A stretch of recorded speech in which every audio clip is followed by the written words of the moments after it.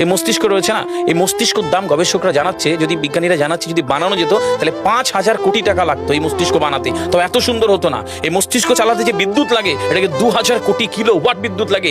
একটা মস্তিষ্ক পুরো বাংলাদেশ চলে যাবে, আর কিছু বিদ্যুৎ বাইরের দেশে বিক্রি করে এই দেশ টাকা রোজগার করতে পারে। এই আপনি চিন্তা করেন যে শিরোপোষের এগুলো, একটা তারের হেডফোনকে পকেটে দেবেন আর বের করবেন, দেখবেন ছাড়াতে হচ্ছে, জুড়িয়ে যাচ্ছে। এই পুরো শরীরের মধ্যে এরকম জড়ানো পেছনে যত শিরা আছে না, এই শিরাগুলোকে বলা হয় খুলে খুলে রাখা হলে 11 একর জমি লাগতো, 11 একর জমি লাগতো। কেন ইমাজিন আমাদের মধ্যে কি রয়েছে, পুরো শরীরে 650টা মাংস বেশি রয়েছে, যা ইনস্ট্রাকশন দেবেন তাই করবে। আজকে একবার ভেবে না, কাল একটা বাইক কিনবেন, হন্ডা কিনবেন, আপনি বাইরে বেরোবেন দেখবেন সব বাইকের দিকে নজর যাবে, এই বাইকটা ভালো, এটা সুন্দর, মাইলেজ ভালো, কোনটা ভালো, কি দেখবো। যতক্ষণ না কিনবেন মস্তিষ্ক আপনাকে ছাড়বে না, ও চিন্তা করতে থাকবে। ঠিক সেরকম একটা কমেন্ট যখন দিয়ে দেবেন, এই মস্তিষ্ক আপনাকে ওই কাজে এগিয়ে নিয়ে যাবে।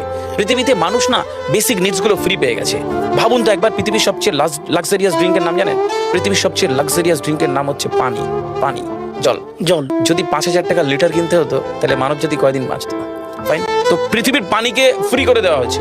অক্সিজেন, একটি গবেষণা জানায় সারাদিনে একটা মানুষ যত অক্সিজেন নেয় এই টাকা দিয়ে কিনতে হতো তাহলে 3.5 লক্ষ টাকা লাগতো একদিনের। শুধু রাত হয় বলে আপনাকে কত টাকা ইলেকট্রিসিটি বিল দিতে হয়, তাই না? ফ্রি পেয়েছি। আমরা সারাদিনে যতবার অক্সিজেন নিই, শ্বাসটা নিই, 17,609 থেকে 23,608 বার। এই যার একবার দমের কষ্ট সে জানে একবার শ্বাস নিতে কত। তাহলে বেসিক নিডস গুলো তো ফ্রি, আর বাকি জিনিস আল্লাহ সুবহানাহু ওয়া তাআলা দিয়ে দিয়েছে। আপনার আমার জন্মের সময় সব দিয়েছে, একটা উইল পাওয়ার ঢুকিয়ে দিয়েছে, যেটাকে বাংলা ইচ্ছা শক্তি বলে। এই ইচ্ছা শক্তির বলে আপনি এখান থেকে বেরিয়ে কালো বলে চুরি ধরতে পারেন, আবার অভুক্ত মানুষকে একবেলা খাওয়াতে পারেন। এই দুটোর জন্য আপনার বিচার হবে আর আপনার জীবন একদিকে যাবে। বুঝতে পারে, ফিল করতে কেন দেওয়া হয়েছে। আমরা বেশিরভাগ মানুষ দেখবেন নামাজে দাঁড়ানোর সময় চিকন একটা ঘেমো গন্ধওয়ালা পোশাক করে নামাজে দাঁড়ায়, বিয়ে বাড়ি যাচ্ছি হেভি ফিটফাট করে। কখনো এটা ভেবে নামাজে দাঁড়ায়নি যে আল্লাহ সুবহানাহু ওয়া তাআলার সামনে দাঁড়াচ্ছি, যিনি আমাকে সৃষ্টি করেছেন, আমার রবের সামনে দাঁড়াচ্ছি। এই ফিলটা হয় না। আমি সিজদায় গিয়ে বলি সুবহানা রাব্বিয়াল আলা, ও ঢাকায় নামাজ পড়ছি আর ঢাকুরিয়াতে রয়েছে আমার মন, কেন মানে বুঝি না। আমরা তাকবীরে তাহারিমা করি আল্লাহু আকবার, আল্লাহ সর্বশ্রেষ্ঠ, ফিল করি না।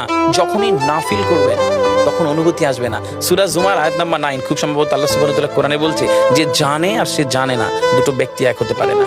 সুতরাং বুঝতে হবে। হাদিস শরীফে আমরা সবসময় পড়ি না যে শহীদের রক্তের তুলনায় জ্ঞানীর কলমের কালি অনেক বেশি মূল্যবান। কেন বলেছে? ফিল করতে হয়। এই ফিল যখন কেউ করবে তখন তার জীবনটা বদলে যাবে।